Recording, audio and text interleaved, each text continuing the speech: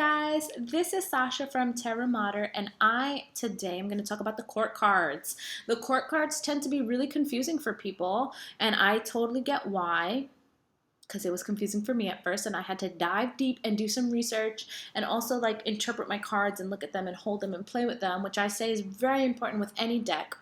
But if you are new to tarot, or if you need to freshen up or whatever, this is going to be about the court cards. So one of the biggest helpful things for me was identifying the court cards as almost like levels of maturity. The pages being very like youthful, childlike energy.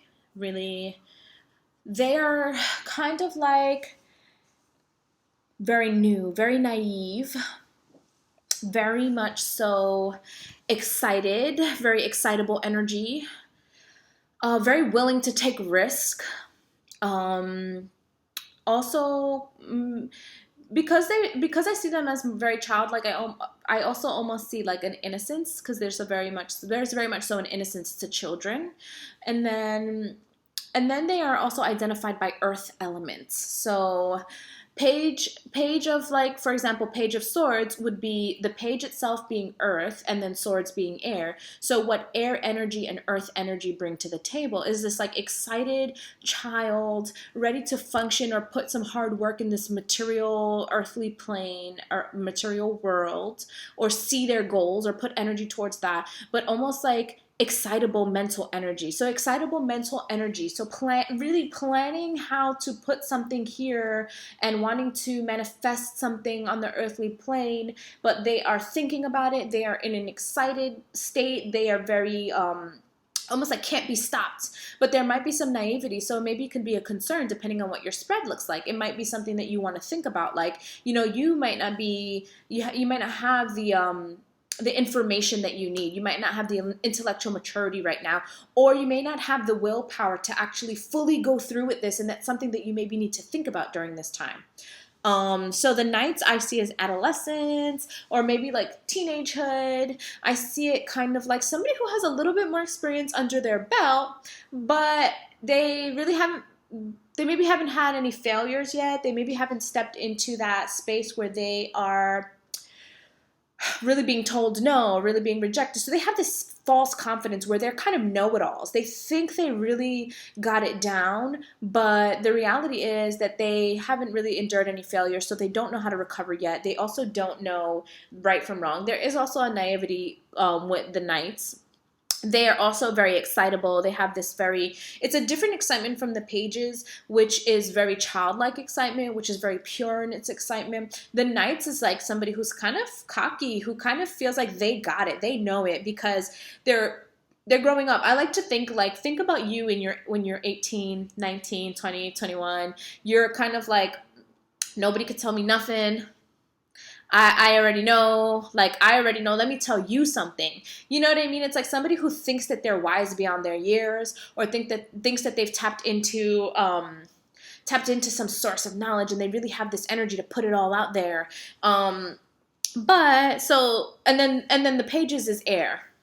So definitely really strong with thinking that you know the way, thinking that you can't be wrong. Very strong false confidence. Sometimes it's a really humbling experience when we see the Knights come up. Like, where is it that you're being overly confident, that you actually need to take a step back and maybe listen a bit? But sometimes that confidence also is really good for you, because it pushes you through a moment that you would not normally push yourself through if you knew the set risk. Like, if you had failed at this task before, you wouldn't be doing it again, but you need to be doing this. You need to get over this hump, and the only way to do it is to bring that sense of confidence with you. So it can go either way for the Knights. So their air element, and then let's say like air and fire. It's having that concept, right? Like having the mental energy, and having that mental focus, and having almost like this mental drive that's also driven by passion.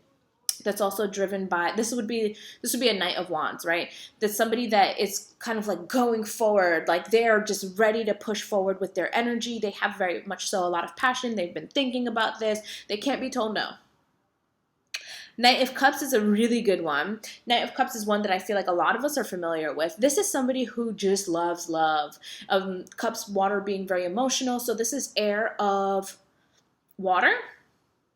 And air of water is like somebody who has this knowing that love will save all. Like how they feel about this is just facts, and they cannot fail. They can't fail because their emotions and their intuition are driving them forward. They're just going to do it anyway because they are feeling it, they love it, and there's no way that they can be rejected or turned away. And love will save everything. Love will just save it all.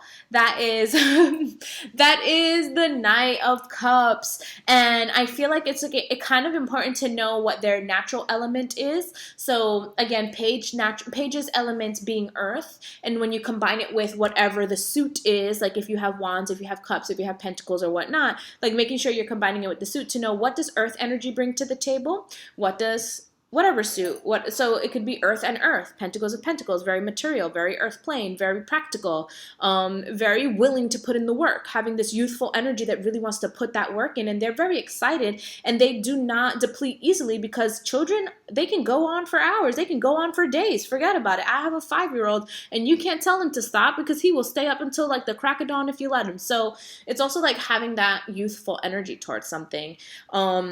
And also the willingness to put that energy forward in a meaningful way, right? So then we have queens, which are water, very nurturing, very intuitive, very emotional. But emotional, I think we tend to think of as in a bad way. I always think of emotionality as very intuitive and tapped in, and can even feel the emotions of others, can really even tap into the emotions of others, and having this very nurturing sensibility. So something like Queen of Swords, water and air. Water and air would be something that is more having a very strong, confident knowing about how you feel. Your intuition cannot be wrong. This is somebody who has so much. This is a strong card. The Queen of Air is very strong. This is a no bullshit card. This is like I cannot be pursued or just pushed around, or I know what I stand for. I have worked hard to get to where I stand for. I have the information, and I've collected this knowledge because I've put in the work to get this knowledge, right? And I have a strong, deep knowing and a heart knowing. So when these two, the heart and the brain combine, it's very powerful. There's a very powerful confidence that comes with that. So let's think of the Queen of Wands. Queen of Wands, I think of as like the life of the party. This is somebody whose passion and whose inner light draws people to them.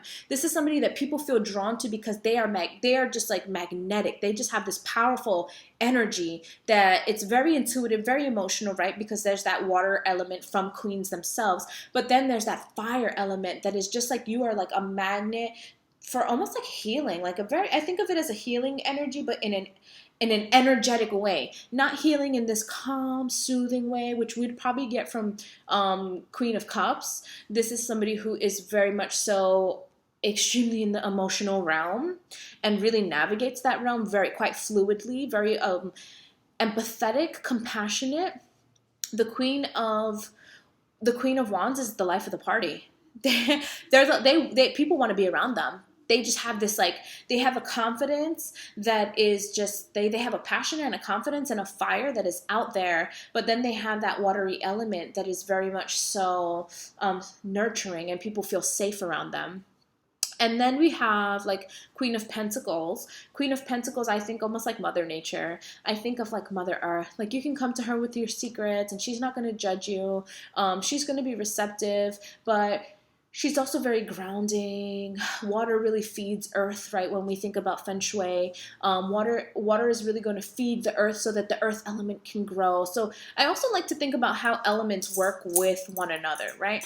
So if we have, for example, Knights of Wands, we have air and fire.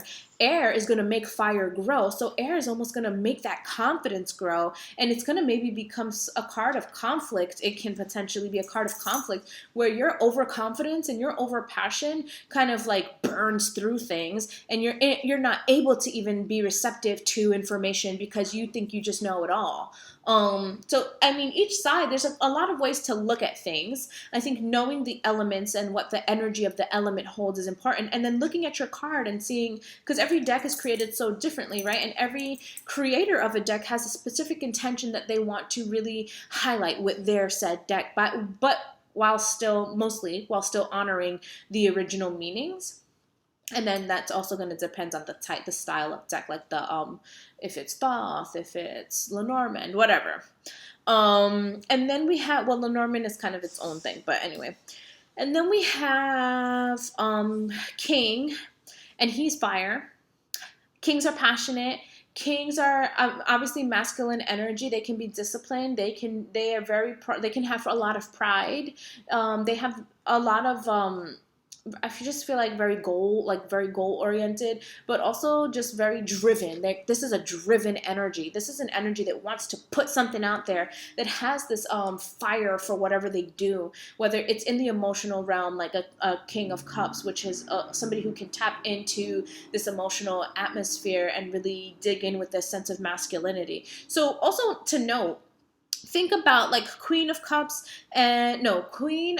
Wands and King of Cups would have a similar energy, because you're thinking of water and fire, right? Which can neutralize one another and create a really balanced kind of energy. But then you're thinking water and fire feminine, water and fire masculine. It would kind of be like the masculine highlighted in one side of that, and the feminine highlighted in the other side of that. Whereas the masculine would be more yang, the feminine might be more yin, where all of that fire and energy is put into an internal atmosphere. And in the masculine side, that fire and energy is put in more of an external atmosphere, if that makes sense. They use that guidance and that intuition to really put that fire outward. And then for the feminine, it's like that passion, in order to almost ignite the emotional intuitive side. They kind of work in a similar but different way. You'll see that with other ones as well, because there's, the earth, the fact that knights are earth, the fact that knights are air, the fact that pages are earth. And then you'll have like Knights of Swords, which is air and air. And that's double air power on a masculine side, depending on how your knights are depicted. I have some pages that are women. I have some pages that are actual children, which I really like when they do that. It just depends on the creator of the card. You can see if you're what is what. The ones that are obviously knights and pages can be a little bit more flexible and adaptable in what the creator has wanted to put out there. But then you have the king and queen, which are very specific. Like a queen is a queen, a king is a king. The reality of the direction that each card is facing.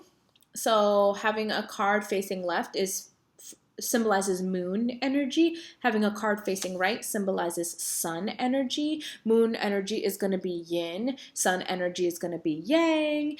Moon energy is going to be emotion. Sun energy is going to be logic. They definitely play different sides of things. So there's also a way to interpret your court cards as well, like not just with the energy that the page naturally holds along with the suit, but then the direction that they're facing is also going to give you an idea of whether it's going to be a yin energy, yang energy, moon energy, sun energy, and what aligns with that. I love the cards because they're so layered. They're so layered. And the fact that they're layered, it gives us multiple ways to interpret. And because you have multiple ways to interpret, you can kind of see psychologically where you naturally lean. And then it becomes a game of psychology, which I love. What naturally comes up for you? What do you lean towards? This is another way for you to actually use the cards to understand your internal psychology better. And this is where spirituality and psychology start to meld together. I feel like tarot is probably a very handy tool it should be almost like an alternative handy tool for psychologists, and they should combine their scientific studies with a spiritual practice, and it would create a very holistic picture. Anyway, I wanted to talk to you guys about the court cards, because those have been maybe the most challenging to understand. But once I started to see them for their elements, like once I started to see, again, pages for earth, knights for air, queens for cups, kings for fire, and then using their suits, and then using the directions that they're facing, that in and of itself like it really opened that door for me to have a deeper understanding of the court cards. And you're always going to want to play things by how they are in relation to the other cards, especially if you're doing a fuller spread. You want to see what else is there. You want to decide if this is going to kind of be an event or a place or an actual person. I kind of like to see almost as, I guess it depends on the person in the reading. A lot of times I think of it as people though, especially if you like, especially depending on how they look, because certain cards are supposed to symbolize certain images. They're supposed to kind of denote skin color and even ethnicity and all of that. And that's something that we can also dive into. What if this card is supposed to actually physically represent something for you? And if that's something that you need to be paying mind to. The more you learn about the cards and the more layered they get, it's also like the more specific it gets to your reading, the more detailed it gets, the more your reading evolves from this, foundation-based intuitive aspect, which is very, very important. Never ignore your intuition, especially when it comes to doing readings for yourself or for other people. Intuition is so key.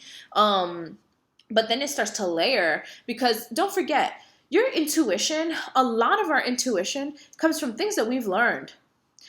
Sometimes it's something other than us and we're picking up on information, but even the language, think about this, even the language, even how you speak about something is based on language that you've learned. It's based on how you actually speak. So the more you expand your information base, the more you expand your knowledge base, and the more layered that knowledge base gets, it's almost like your intuition can tap in deeper and can find more words and more meanings in order for you to get a fuller picture.